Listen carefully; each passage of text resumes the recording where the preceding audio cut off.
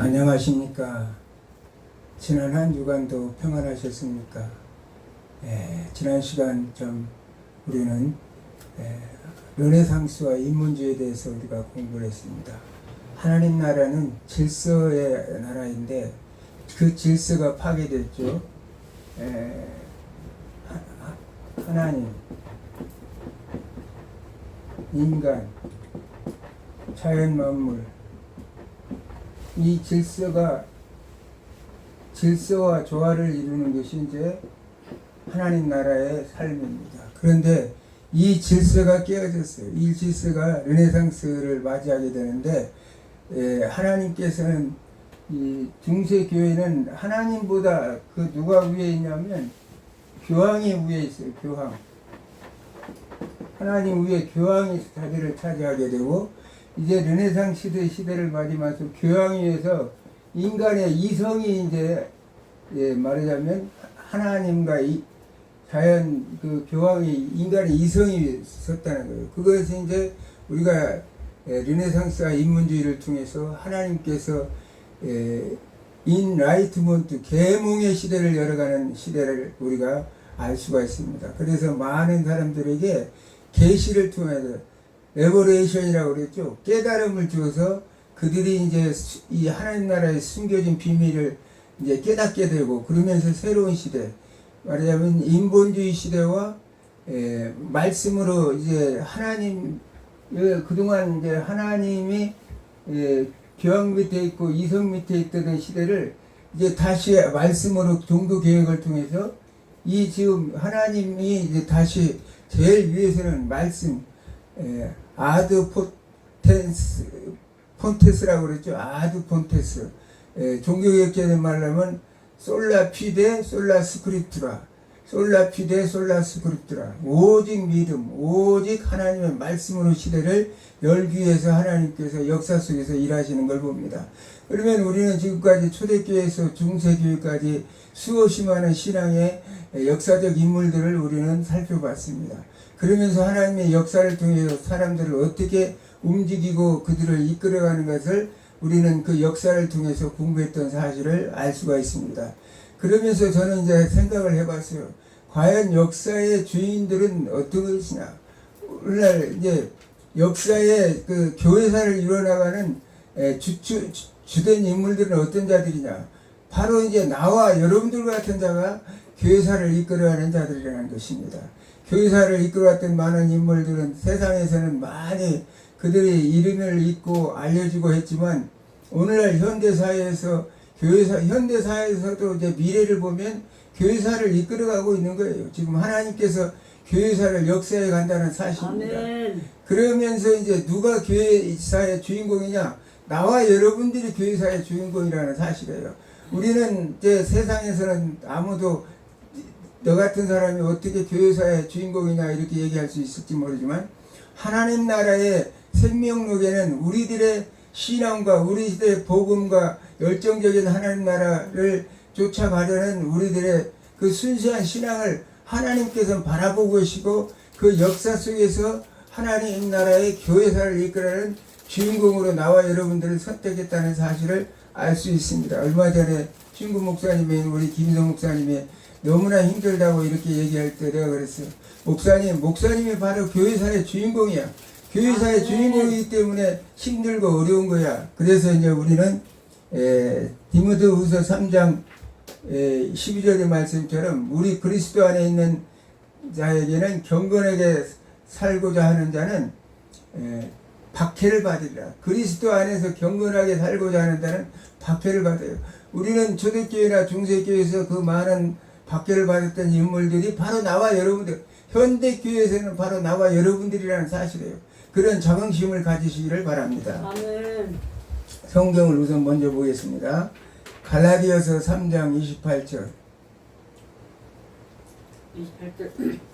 너희는 유대인이나 헬라인이나 종이나 자유인이나 남자나 여자나 다 그리스도 예수 안에서 하나입니다. 아멘.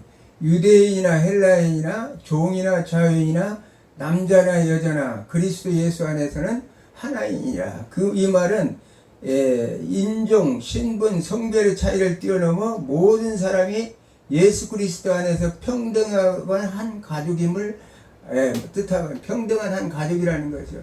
가족이라는 것은 우리가 아델포스라고 하죠. 아델포스, 한 형제라는 거죠. 한 목적을 가지고 한 뜻을 품고 한 방향을 걸어가는 믿음의 형제들, 이게 이제 가족입니다.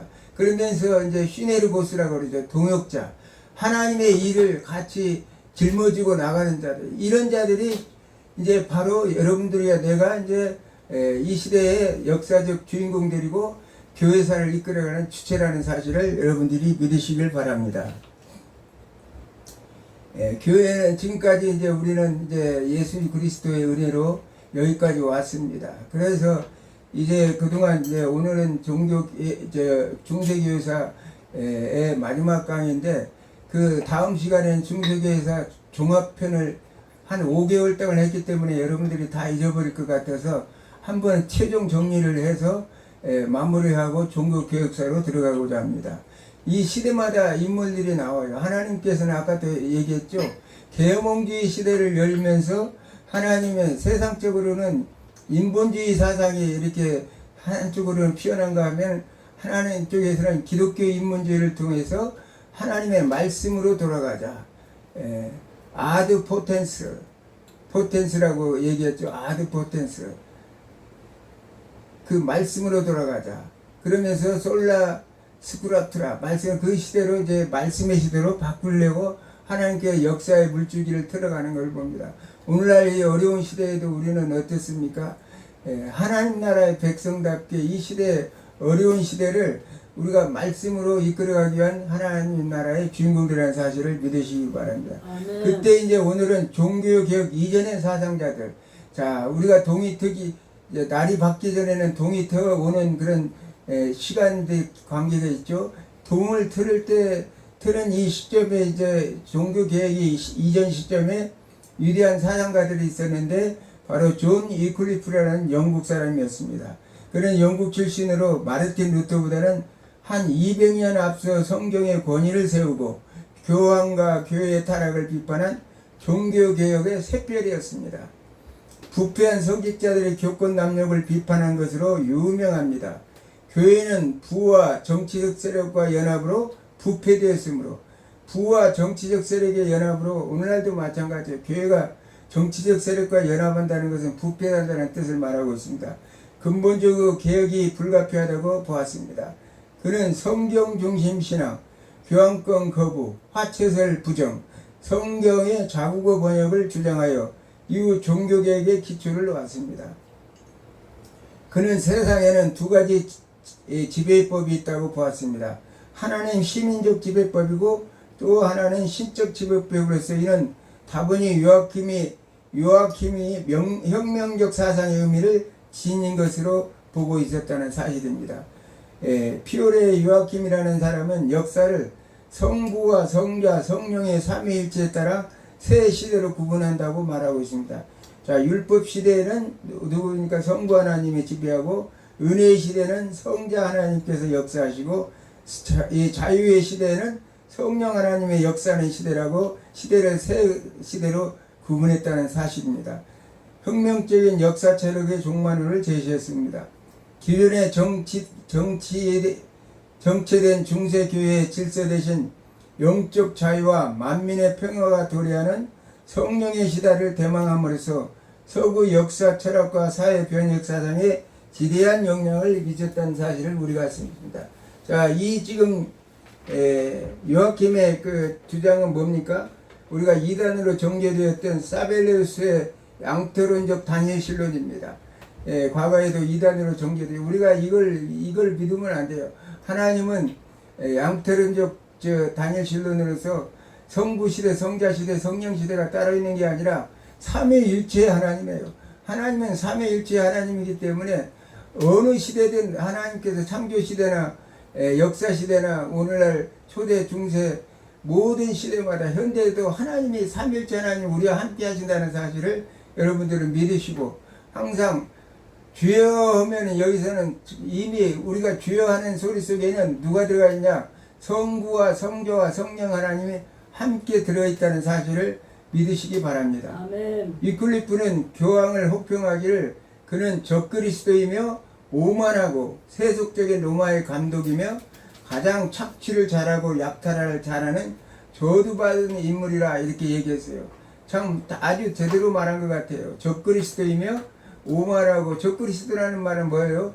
자기가 아까 여기도 얘기했지만 자기가 하나님보다도 위에 서 있는 교황에 있어도 교황은 무엇하고 하나님 말씀의 권위보다 교황의 권위가 더 높다고 이렇게 말하는 것이 적그리스도죠.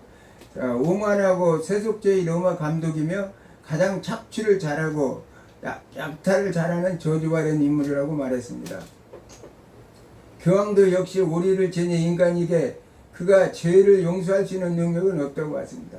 자, 전주교에서는 신부들이 고해성사를 하면 죄를 용서하고 그렇게 하죠. 이런 일을 하는데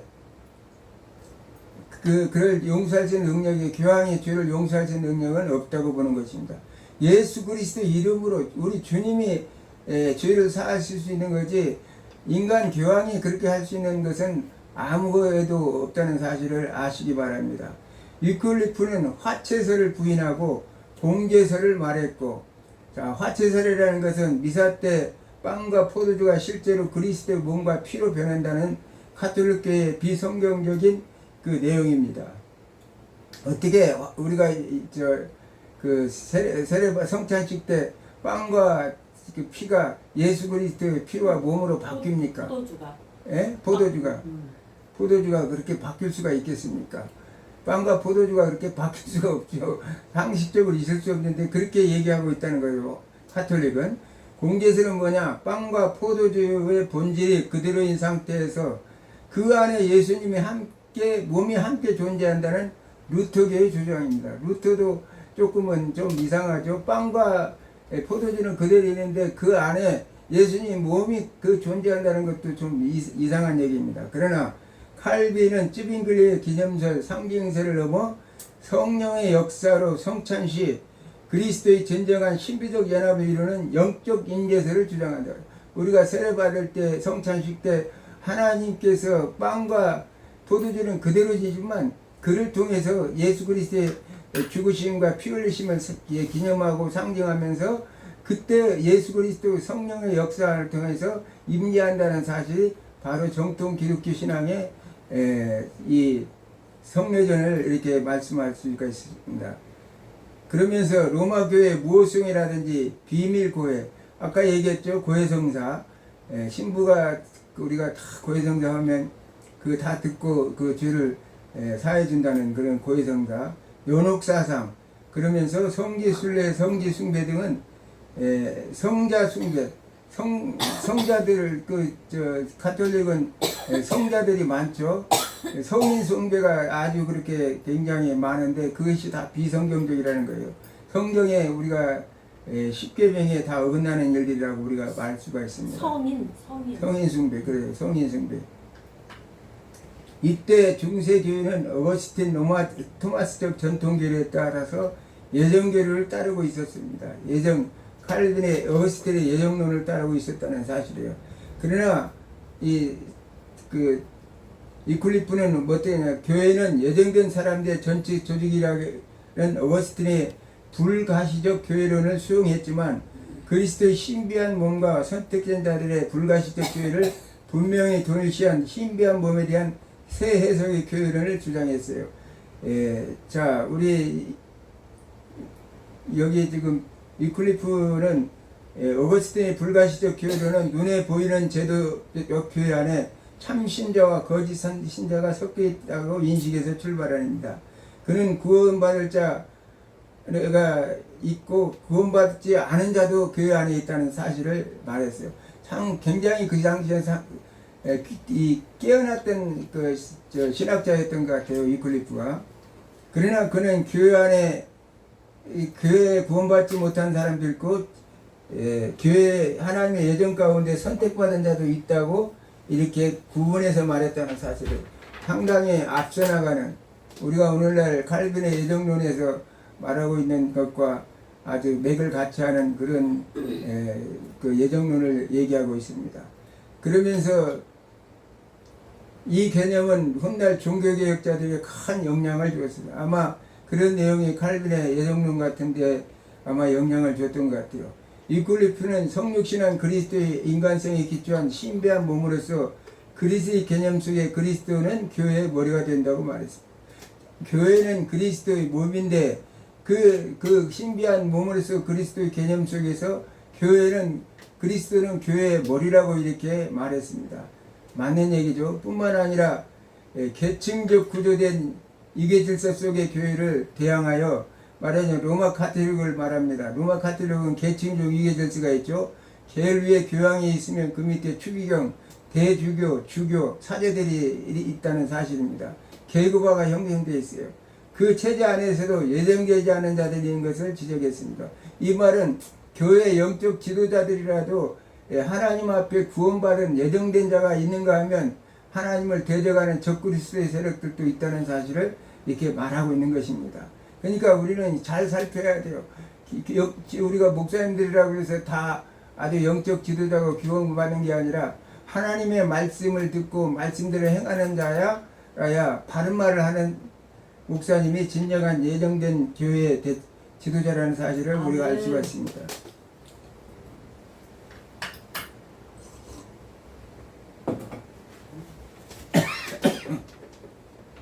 그는 일반 민중도 하나님의 말씀을 직접 읽어야 된다고 믿었습니다. 그 당시에 라틴어로 된 성경은 일반인들이 읽기가 굉장히 어렵죠. 그래서 라틴어 성경을 불가타 성경인데 그것을 영어로 번역하는 작업을 주도하여 평신도 중심의 롤라드 운동에 영감을 줬어요. 누가요? 영국에서 롤라드. 롤라드.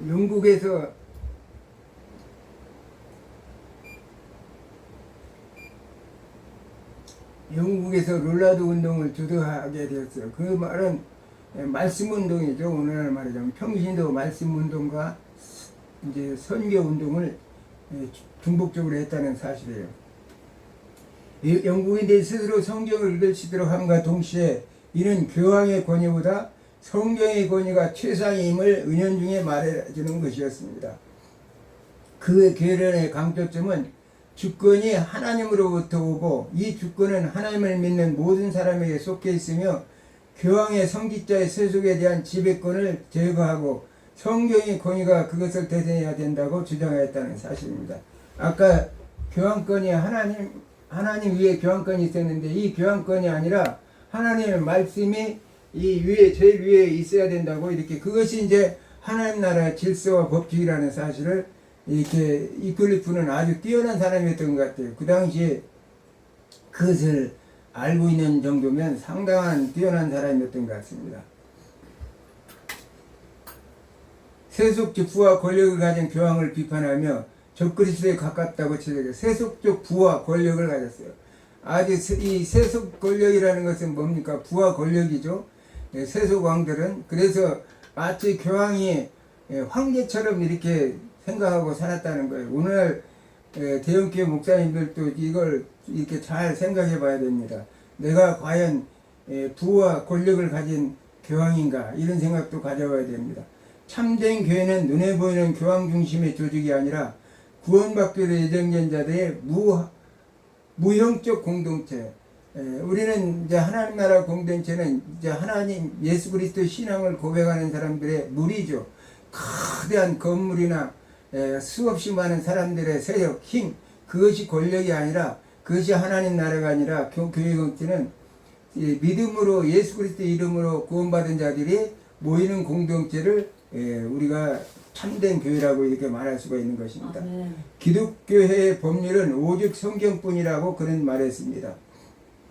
그가 죽은 후에도 그의 정신은 롤라드 운동, 즉 백성들에게 성경을 보고가며 제자들을 둘씩 전도에 파송하며 사도적 청변주의에 입각해서 손에는 지팡이를 들고 맨발로 전도하는 단체 운동이 지속되었습니다. 청빈주의 운동, 그러면서 지팡이를 짚고 맨발로 둘씩 다니면서 복음 전했다는 사실을 알 수가 있습니다. 말년에 이단으로 몰려서 옥스퍼드 대학에서 쫓겨났으나 자신의 교구에는 리토워스로 돌아가 1384년에 평화롭게 자연사했어요. 그러나 그 외 사후 1415년에 콘스탄츠 공의에서 이단으로 정계되었고 1428년에는 그 신이 무덤에서 파헤쳐져 불태워진 뒤 강물에 뿌려졌습니다. 참 기가 막힌 일이에요. 하나님의 백성들을 화형을 시켜서 우리가 부관참시라고 그러죠. 옛날 조선시대 한명회도 부관참시를 당했다고 그럽니다. 죽은 시체를 간을 끄집어내서 목을 자른다든지 시체를 완전히 여기 화형시키는 이런 부관참시를 이렇게 했던 이런 일을 이제 당했다는 그것을 그게 부관 뭐라고요? 부관참시. 참시? 네, 부관참시. 시체를 이제 꺼내서 다시 사형을 시켜놓은 거지. 그러나 그의 사상은 체코의 얀 후스 등의 후대 종교개혁들에 큰 영향을 주었습니다. 이제 얀 후스에 대해서 얘기하고자 합니다. 얀 후스, 존 후스라고 그러죠. 영어로는 존 후스라는데 이는 보헤미아 현재의 체코 출신으로서 유클리프 교훈을 추종했어요. 체코 보헤미아 남부의 가난한 농가에서 태어났어요. 그는 명문 프라하 대학교에서 신학을 공부했고 나중에 모교의 교수 및 총장을 지냈습니다. 프라하 베들레헴 예배당에서 라틴어 대신 체코 자국어로 설교하며 일반 민중의 성경 말씀을 쉽게 이해하도록 도왔다는 거예요. 자국어로 성경 라틴어보다도 이 체코 사람들이 자국어로 얘기해야 알아듣지 라틴어로 얘기하면 알아듣겠습니까? 그렇게 해서 자국어로 설교를 하니까 많은 사람들이 쉽게 성경을 이해하였다는 사실입니다.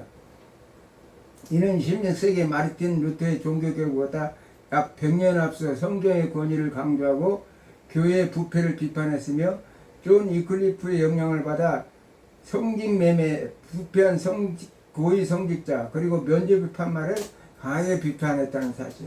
그 당시에도 성직매매가 아주 많았던 것 같아요. 오늘날도 성직매매가 많이 있죠. 부패한 고위 성직자들 그리고 면죄부 판매를 강하게 비판했습니다. 오늘날도 똑같아요. 그렇기 때문에 우리가 종교 개혁 우리가 역사 속에서 교회사를 이끌어가는 주인공이라는 거예요. 우리가 개혁주의자 입장에서 우리가 오늘날도 살아간다는 사실입니다. 그의 죽음은 보헤미아 지역의 후수전쟁으로 이어졌으며 약 100년 뒤 마르틴 루터의 종교개혁에 깊은 정신적 영감을 주었습니다. 신성루목 황제가 안전보장을 약속했고 내가 콘스탄틴 공의에 참석하면 내가 안전을 보장하겠다 했는데 그것이 거짓이었다는 사실이에요. 그래서 그가 이제 가자마자 체포해가지고 자신의 신학 주장을 철회하라는 요구를 했지만 1415년 7월 6일 화형을 당하고 순교했습니다. 초대교회가 아니라 교황이 성도들을 화형시키고 한다는 게 말이 되겠습니까?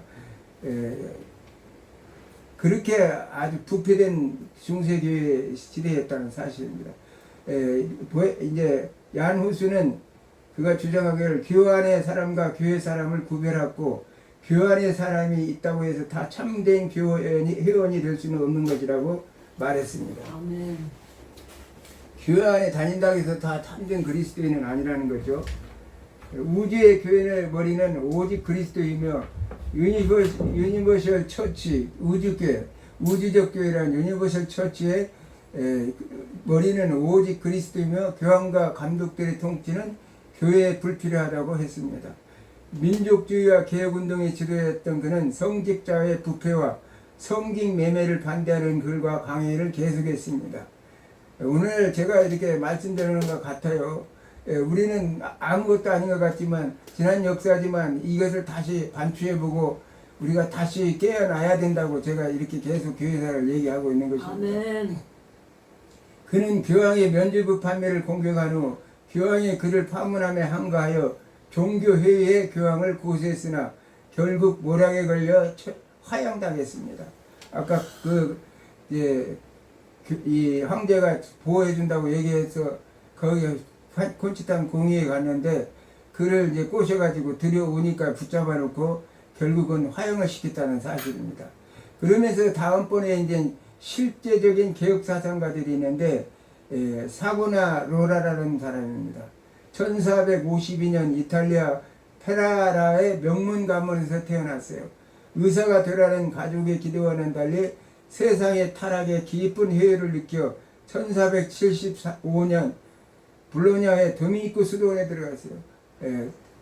도미니코 수도원이 그게 이제 우리가 인민재판을 하던 그런 종교재판을 하던 이제 수도원이었죠. 근데 어떻게 그가 들어가 있다가 1490년 피란체 산 마르코 수도원에 들어와 다시 피란체를 지배하던 메디치 가문의 사치와 부도덕성을 거세게 비판했어요. 그가 이제 그 잘 사는 명문가 집안이 자제했지만 그것을 그는 다 거부하고 이제 수도원에 들어가서 참된 말씀의 진리를 깨닫고 하나님의 복음을 증거하라고 왔을 때 그가 이제 그 지역을 부패된 자가 있어서 신랄하게 부도덕성을 부패했다는 사실입니다. 교황 알렉산더 6세의 부패를 신랄하게 비판하다가 교황처가 정면으로 충돌했고 그는 교황의 무호성에 대해 비난하다가 결국 1479년에 파문당했습니다. 이후 민심이 이탈되고 반대파가 득세하면서 1498년에 체포되었습니다. 고문 끝에 그는 이단 혐의로 시녀리아 광장에서 교형 및 화형에 처해졌어요. 교형이라는 것은 몸을 막 이렇게 압박을 해가지고 막 고통을 주는 그런 형을 당하다가 결국은 화형으로 순교했다는 사실입니다. 우리가 교황의 무엇인가 관해서 말한다면 교황이 뭐합니까? 여러분들 생각하세요. 어떤 인간도 완전한 자가 없어요. 우리가 그러면서 우리가 10계명을 우리가 하나님께서 말씀하셔서 여섯째 계명에 뭐라고 말합니까? 살인하지 말라.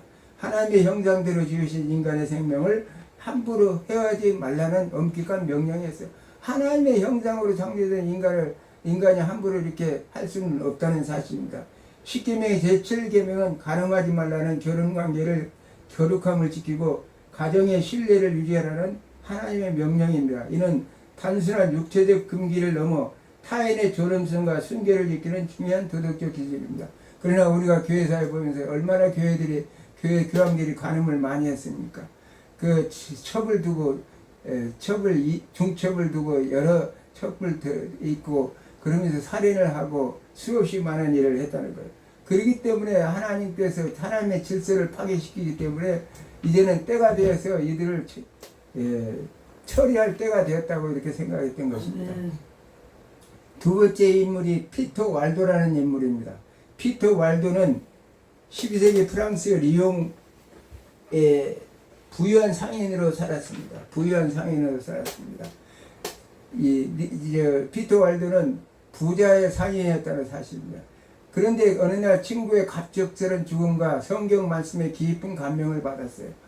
아마 내가 볼 땐 마태복음 19장 21절에 부자 청년의 구절이라든지 예수님께 말씀하신다는 부자가 낙탁지로 들어가는 것이 천국에 들어가는 것보다도 어렵다고 이렇게 말하는 것처럼 또는 부자 나사로와 가난한 나사로와 부자의 관계에 대해서 성경 말씀을 읽어낸 것 같아요. 그래서 그는 그 많은 재산을 가난한 사람들에게 나눠주고 스스로 가난한 자가 되었다는 거예요. 우리가 스스로 가난한 자가 되는 거 어렵습니다. 여러분들 제가 참 있는 재산 다 주님 위해서 다 드리고 이제 너무나 가난해져서 지금은 벼랑 끝에 서서 늘 하나님 날아갈 그 마음만 준비하고 사는데 그게 쉬운 게 아니에요. 그런데도 그래서 제가 이제 순교자 마음으로 살아가는 거예요. 마르티스라고 그러죠. 증인, 순교자의 삶. 마르티스, 증인, 순교자. 우리가 순교적 삶을 살고 있어요. 그래서 오늘날 교회사의 주인공들인 것입니다. 아멘. 그는 이제 종교적 선구자인 왈도파를 창시한 인물입니다.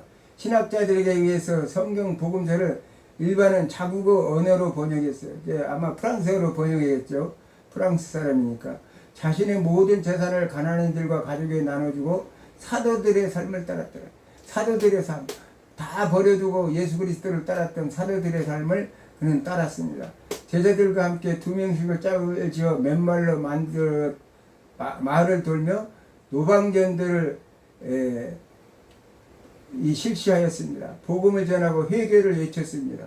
그들은 신학 성경을 암송하며 이를 문자적으로 실천했으며 은밀한 기도 생활과 금식을 많이 실행했어요. 왈도파들은 말씀을 늘 묵상하고 암송하고 그것을 실천적인 삶을 살았다. 청분의 삶을 살았다. 걸식 수도사라고 그랬죠. 제가 옛날에 걸식 수도사. 구걸에서 이제 먹고 또 노동을 통해서 식량을 시주하러 다니는 사람은 스님들 뭐냐? 예? 스님들 시주하러 그렇지. 다녀요. 스님들 그 시주 만들어 다니는 사람들 마냥 그렇게 했다는 거예요. 그렇게 하면서 살았어요. 그래서 자신의 부패한 마음을 다 제어하고 살았던 걸 봅니다. 사대 중심의 부패한 당시 로마 가톨릭 교회와 달리 평신도 설교본과 성경 번역, 독해의 중요성을 강조했습니다. 가톨릭 교회로부터 설교 금지 처분을 받았으나 평신도가 설교한다고 설교 금지를 처분을 받았다는 사실입니다. 순종하지 않아 이단으로 정죄되고 심한 박해를 받았어요. 자, 하나님의 이름으로 살아가려는 자들은 디모데후서 3장 12절의 말씀처럼 박해를 받으리라. 거룩한 하나님의 백성으로 산다는 것이 쉬운 일이 아니죠. 이렇게 해서 그들은 많은 박해를 받았다는 사실입니다. 그가 회의에서 이제 설교자의 자격을 달라고 했을 때 교황은 그가 뭐라고 말하자면 야 무식한 놈이 무슨 설교냐 하면서 평신도라는 이유로 이를 거절했다는 사실입니다. 이 아마 마틴 루터의 만인제사장설이 아마 이런 뜻에서 나오지 않았을까 그런 생각을 가져봅니다. 만인제사장설. 우리는 성신도고 누구고 예수 그리스도의 이름으로 복음을 전할 수가 있는 다 하나님의 그 사역자들이고 그 자격을 가지고 있다는 사실이다. 그러자 왈도는 교황은 하나님의 음성을 거절하는 인간의 소리라. 교황을 가톨릭에서는 신의 소리라고 그러죠. 옛날 헤롯 아그리빠가 신의 소리라고 얘기했다가 총을 맞아서 죽었던 것처럼 교황을 가톨릭에서는 그 교황의 소리를 신의 소리라 이렇게 했다. 그런데 왈도는 뭐라 하냐면 그건 하나님의 음성을 거절하는 인간의 소리라 이렇게 했다는 사실입니다. 하며 동지들과 함께 전도를 계속해 나가고 있었습니다. 교황 루키우스 3세는 이단한 이유로 1184년에 그를 파문시켰습니다. 훗날 왈도파는 개신교 종교개혁 운동에 합류하거나 그 뿔에 큰 영향을 줬습니다. 왈도파는 지금도 이제 남아있다고 그러죠. 한 10여만 명의 그 왈도파 성도들이 있다고 그럽니다. 어쨌든 오늘 말씀을 맺겠습니다. 하나님께서는 우리에게 말씀의 능력을 주셨고 아까도 얘기했지만 우리는 교회 오늘날 이 시대에 우리가 벌써 종교적 이 교회사를 이끌어가는 주인공이라는 사실이에요. 지금 이 시대가 어떤 시대입니까? 포스트 모더니즘 시대고 뉴 에이지가 이런 시대예요. 뉴 에이지 시대.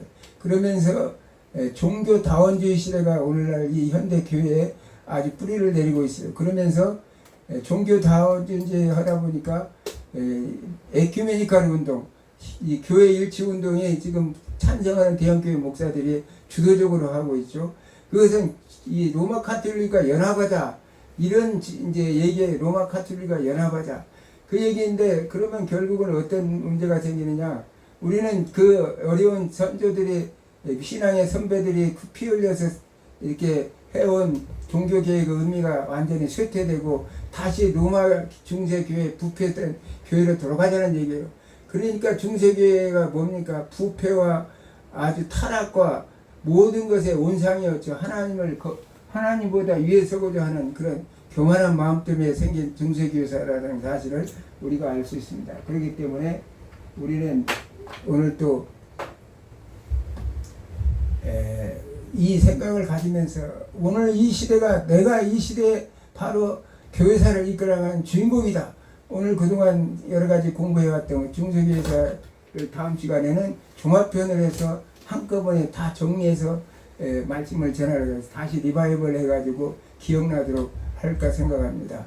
한 주간도 여러분들이 나는 바로 이 현대 교회사의 이 바로 역사의 주인공이다. 이런 마음을 가지고 내가 바로 현대 교회사를 이끌어가는 그런 주인공이다. 그런 마음을 가지고 여러분들이 한 주간도 승리하는 여러분이 되기를 주님의 이름으로 축원합니다.